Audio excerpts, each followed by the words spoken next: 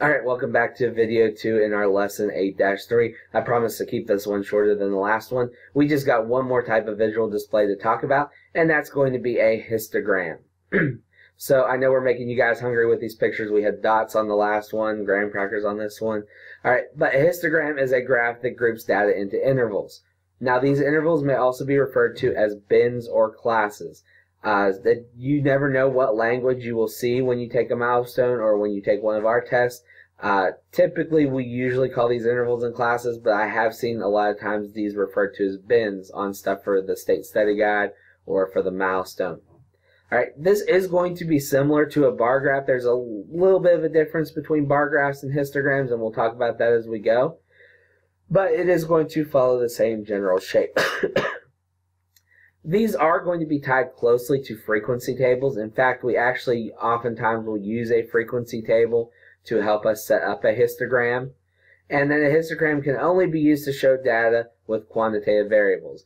Our dot plots and our frequency tables can be used for both categorical and quantitative.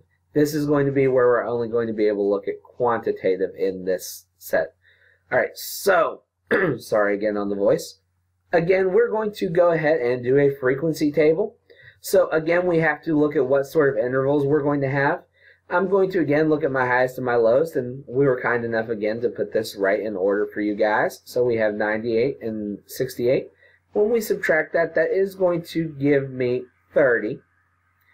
And it does give us 4 boxes here. We don't necessarily have to use all 4 if we don't want to. But I think that it's going to be a good interval again to go by 10s. 10s are nice and easy. 5s are nice and easy. You really just want to make sure that you're covering all your data and you're covering it pretty equally. You can talk with your teacher and see if they have a way that they prefer for you to do it. But generally, it's going to be an estimate. You just want to find a good interval that's going to be pretty well representative of each area. And again, that one key rule that absolutely has to be true is that every interval has to be the same size. So I'm going to start again at 60. I know that's way below what I actually have as my lowest at 68. But I'm going to count from 61 and go up to 70, just like I did in the last one, just because it's easy to do and it represents this data pretty well. I'm going to do 71 to 80. I'm going to do 81 to 90. And I'm going to do 91 to 100.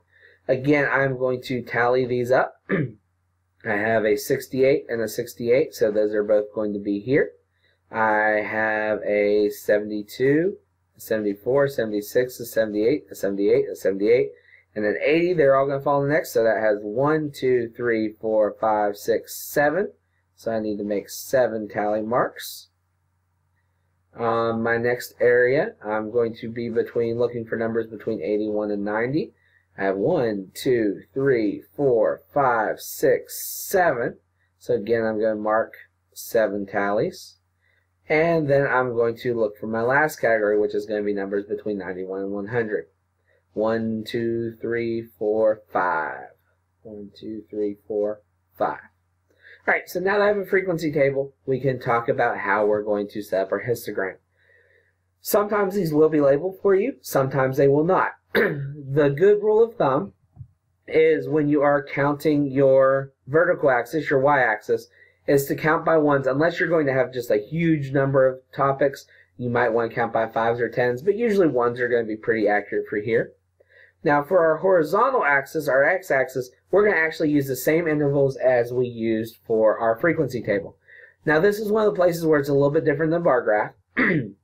Instead of putting our labels right on these lines, we're actually going to put them in between them. So we're going to do 61 to 70, and let me erase that and actually stick with our color scheme that we had over here. 61 to 70 is going to go right here. And then for my next category, I had 71 to 80. Again, I'm keeping it between the marks. Then let's see, I had 81 to 90. And I had 91 to 100. Alright, so now I'm just going to make sure that my bar for each one goes up as high as my frequency. So for example, from 61 to 70, we had 2 numbers in between that range. So I'm going to start at the outside of this range, and I'm going to go up until 2. And I'm going to start at the other end of that bin, and I'm going to go up here as well. And I'm going to go too high because that was how much my frequency was. And I'm going to connect it here. And I'm going to have one little bar graph here. Now the next one I'm going to do is going to have 7. So again, I'm going to start at the boundary, and it's going to overlap that blue just a little bit. That's fine. We do want them to be touching. That is another one of our differences between a bar graph and a histogram. We're going to go all the way up to 7. And we're going to do the same thing over here, doing as straight as we can. We have rulers around the classroom to help you guys out.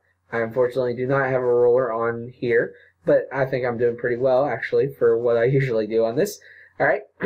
From 81 to 90, we also hit 7, so it's going to go up just as high. And there, I just jinxed myself. It just started going crooked there. I was doing so well drawing straight lines.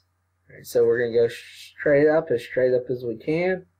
We're going to go on the other side as well. And these are going to be equal height, so they should be as high as one another. And then our last one is going to be 5. So we're going to go up all the way to 5. We can also just cut across like this, as long as we make sure we go back down. So again, the main difference between histogram and bar graph, 1, instead of just a specific number down here, you have an interval.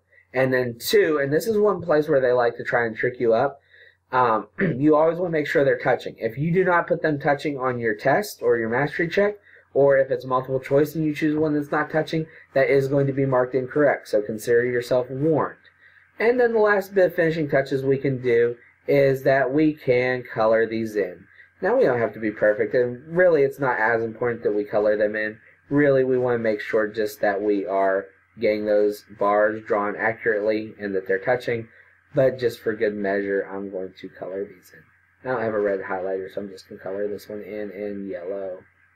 And that, anyway, pretty much wraps up the video. There is a U-try. I'm going to finish coloring this real quick. And then Ms. Blaylock is actually going to take over in the next video, and she's going to be talking about ways to describe these different things that we've just talked about. How to describe the distribution of a dot plot, of a histogram, and of a frequency table. So make sure you give her your attention on that video, and we'll see you in video 4. Alright, see you guys later.